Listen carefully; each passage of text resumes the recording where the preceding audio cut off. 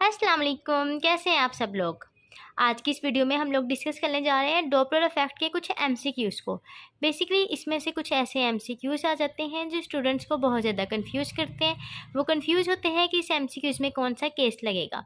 तो इंशाल्लाह आज की ये वीडियो देखने के बाद आपको कोई भी कन्फ्यूजन नहीं रहेगी और आपको डॉपलर इफेक्ट का कोई भी एमसीक्यूज़ आ जाए तो आप उसे with in a second solve कर सकते हैं। तो चलिए स्टार्ट करते हैं।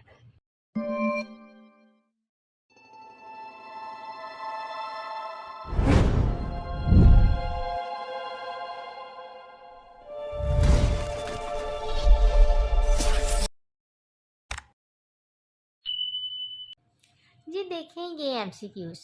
इन which case increase in wavelength causes an apparent decrease in frequency of sound waves for the listener.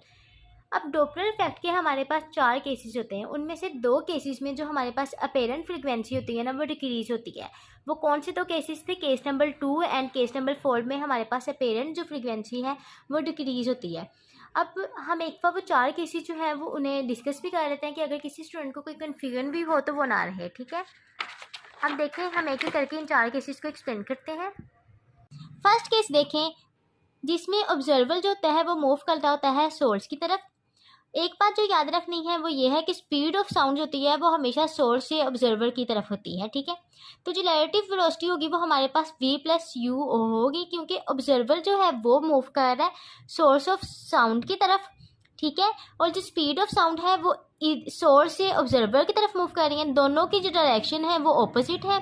जब डायरेक्शन ऑपोजिट हो जाएंगी तो ये प्लस हो जाएंगी। ठीक है, तो अपेरेंट फ्रीक्वेंसी जो, क्योंकि ये प्लस हो रहे हैं इसलिए अपेरेंट फ्रीक्वेंसी जो होगी वो हमारे पास रियल फ्रीक्वेंसी से ज़्यादा हो जाएगी। ठीक है, अब सेकंड केस देखें।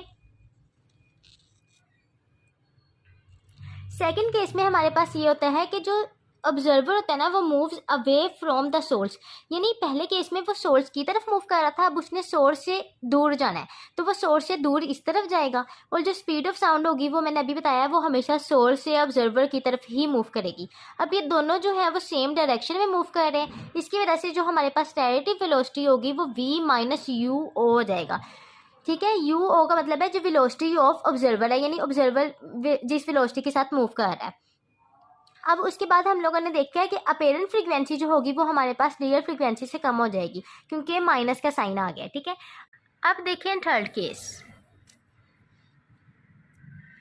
इस केस में क्या होता है कि अब सोर्स ने मूव करना है। पहले 2 केसेस में हमने देखा है कि ऑब्जर्वर मूव कर रहा है या मूव अवे जा रहा है, यानी ऑब्जर्वर ही मूव कर रहा है। अब जो 2 रिमेनिंग केसेस है उसमें हम देखेंगे कि अब सोर्स मूव कर रहा है।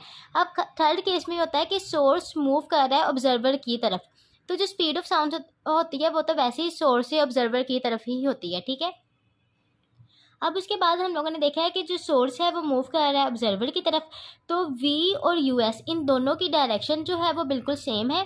जब डायरेक्शन बिल्कुल सेम हो जाती है तो नेगेटिव साइन आता है। जब हमारे पास ऑब्जर्वर मूव करता है तो उसे हम ऊपर लिखते हैं, लेकिन जब सोर्स मूव करता है उसे हम नीचे लिखते हैं। तो अब देखिए v माइनस us आ जाएगा, लेकिन अपेरेंट फ्रीक्वेंसी जो है वो इस केस में भी ज़्यादा होगी। हालांकि नेगेटिव साइन आया है, लेकिन नेगेटिव साइन नीचे की तरफ आया है। तो जब नीचे की तरफ हमारे पास वैल्यू जो होती है वो कम होती है ना, तो आंच जो होता है वो ज़्यादा आता है। ठीक है, तो इसलिए हम लोगों की अपेरेंट फ्रीक्वेंसी जो होगी वो ज़्यादा हो जाएगी क्योंकि नेगेटिव साइन जो है वो नीचे की तरफ है। जब हम लोगों ने केस नंबर 2 पढ़ा है उसमें जो नेगेटिव साइन है वो ऊपर की तरफ है। ठीक है, तो इसलिए अपेरेंट फ्रीक्वेंसी जो होती है वो उसमें डिक्रीज होती है, लेकिन इसमें जो होगी वो अपेरेंट फ्रीक्वेंसी वो इंक्रीज होगी। अब केस देख लें, फोर्थ केस जो है वो एक बार देख लें। इस केस में क्या होता है कि जो पिछले केस में हमने पढ़ा है कि सोर्स जो है वो ऑब्जर्वर की तरफ जा रहा है, अब इस केस में सोर्स जो होगा वो अवे जाएगा ऑब्जर्वर से। ठीक है, जो स्पीड ऑफ साउंड होगी वो सोर्स से ऑब्जर्वर की तरफ मूव कर रही है और जो सोर्स है वो मूव अवे जा रहा है फ्रॉम द ऑब्जर्वर। दोनों की डायरेक्शन जो है वो ऑपोजिट है तो पॉजिटिव साइन आ जाएगा। ठीक है, तो जो अपेरेंट फ्रीक्वेंसी होगी वो डिक्रीज हो जाएगी क्योंकि पॉजिटिव साइन जो है वो नीचे की तरफ आया है, यानी अगर नीचे वाली वैल्यू जो है वो हमारे पास बड़ी हो जाएगी तो यहाँ पे जो हमारे पास आंसर है वो डिक्रीज हो जाएगा, यानी अपेरेंट फ्रीक्वेंसी जो होगी वो हमारे पास डिक्रीज हो जाएगी। तो अभी तक हम लोगों ने 2 केसेस पढ़े हैं जिसमें अपेरेंट फ्रीक्वेंसी है वो डिक्रीज होगी। एक केस नंबर 2 है और एक केस नंबर 4 है। केस नंबर 2 में क्या था, observer moves away from source था, और केस नंबर 4 में है कि source moves away from observer है। यानी दोनों केसेस में मूव्स अवे, यानी दोनों एक दूसरे से ऑपोजिट डायरेक्शन में मूव कर रहे हैं, ठीक है। तो अब ये जो हमारे पास एमसीक्यूज था, इस एमसीक्यूज में भी इन्होंने जो 2 आंसर दिए हुए हैं, जो 2 एमसीक्यूज दिए हुए हैं, उसमें यही कहा हुआ है, यानी क्वेश्चन में उन्होंने पूछा हुआ है कि अपेरेंट फ्रीक्वेंसी किस में डिक्रीज होगी, ठीक है। तो दोनों केसेस में उन्होंने बताया हुआ है, एक में सोर्स मूव कर रहा है अवे फ्रॉम ऑब्जर्वर, दूसरे में ऑब्जर्वर मूव कर रहा है अवे फ्रॉम सोर्स। तो दोनों में जो होगी वो अपेरेंट फ्रीक्वेंसी तो डिक्रीज ही होगी। तो इन दोनों में से सही आंसर कौन सा होगा।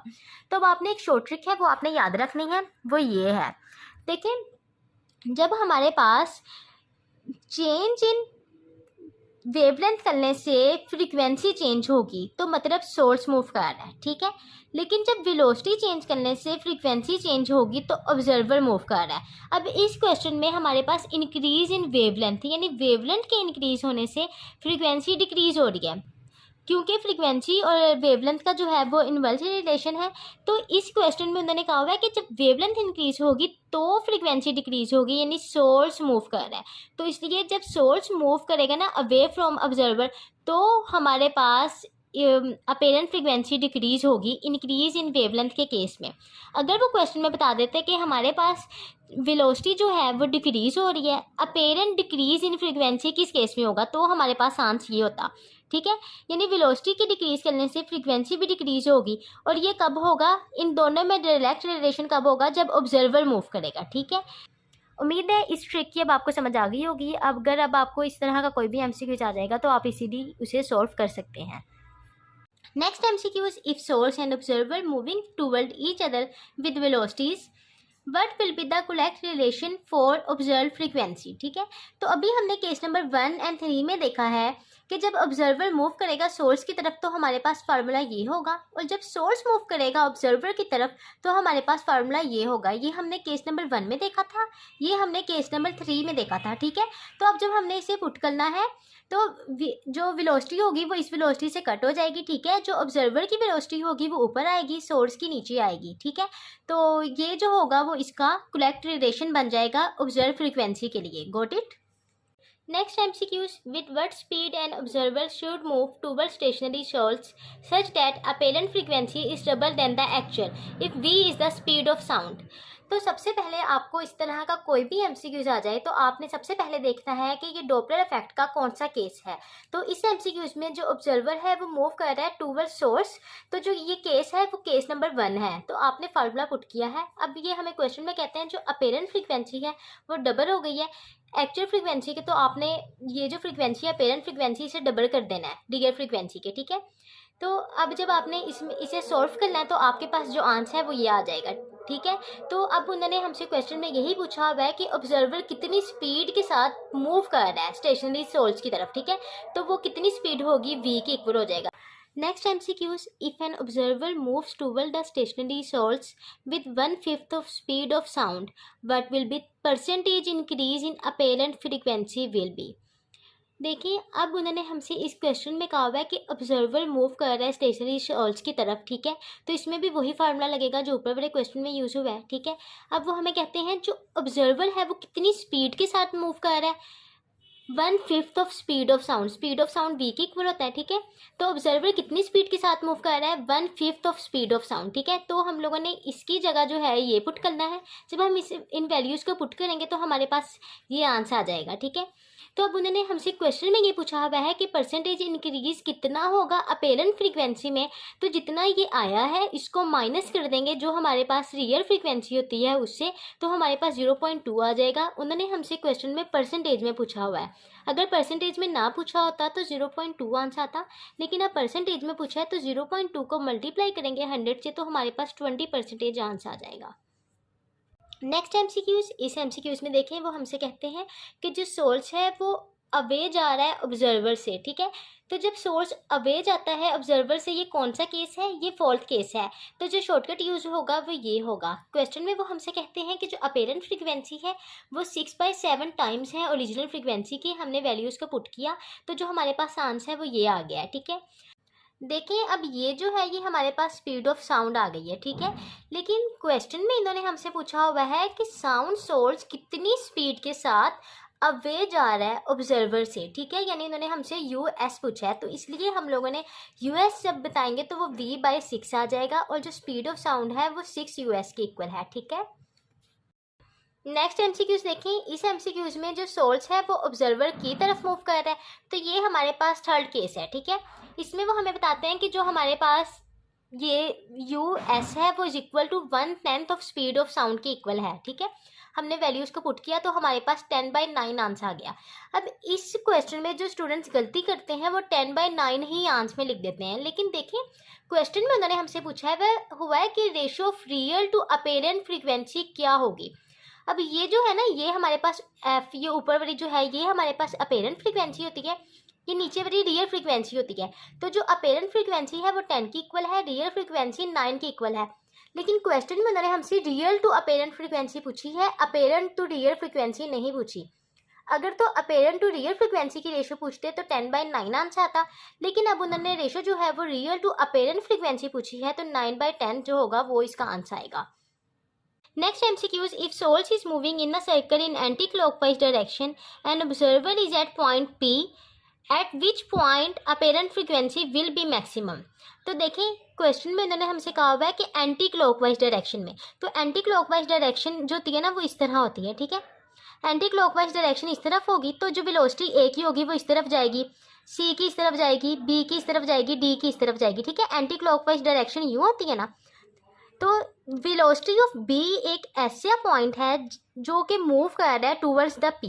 देखें जो वेलोसिटी ऑफ ए है वो इस तरफ मूव कर रही है, वेलोसिटी ऑफ सी इस तरफ मूव कर रही है, सिर्फ जो वेलोसिटी ऑफ बी है ना वो टूवर्ड्स बी है, ठीक है। तो अपेरेंट फ्रीक्वेंसी किधर मैक्सिमम होगी, वो बी पॉइंट पे मैक्सिमम होगी।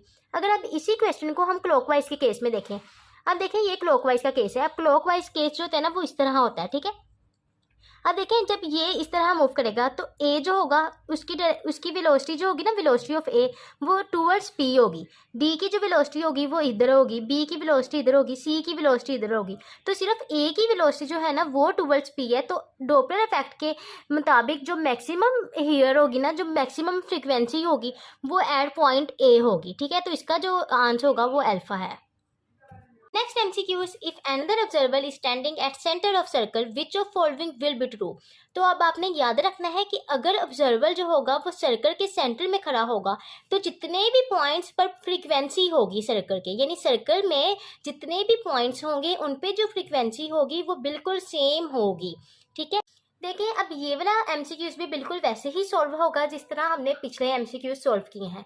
तो अब आप सब लोग ये एमसीक्यूज खुद सॉल्व करके देखें। अगर तो ये आपसे सॉल्व हो जाता है, मतलब आज जितने मैंने एमसीक्यूज आप लोगों को समझाए हैं वो आपको समझ आ गई है, ठीक है।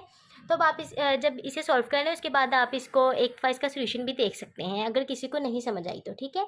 उम्मीद है आज की वीडियो आप लोगों को समझ आ गई होगी। अगर कोई बात नहीं समझ आई तो आप मुझसे कमेंट करके पूछ सकते हैं। अगर वीडियो अच्छी लगी है तो वीडियो को लाइक कर मेरे चैनल को सब्सक्राइब कर दें। Thank you.